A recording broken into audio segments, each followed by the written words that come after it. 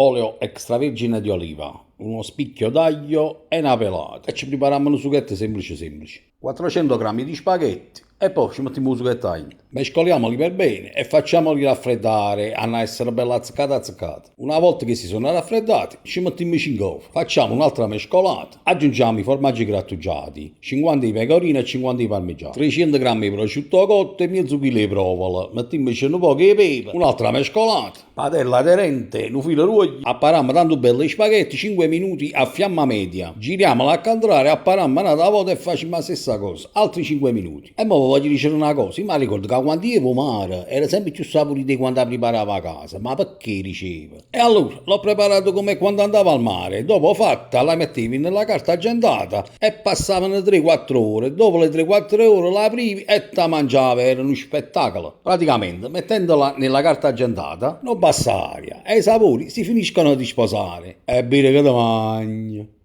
E mo' a massaggiare.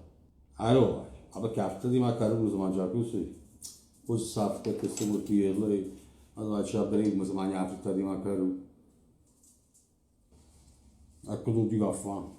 Non sono uno chef, sono semplicemente una persona che ama cucinare e ci mette tanto amore e tanta passione. Detto questo, buon appetito a tutti.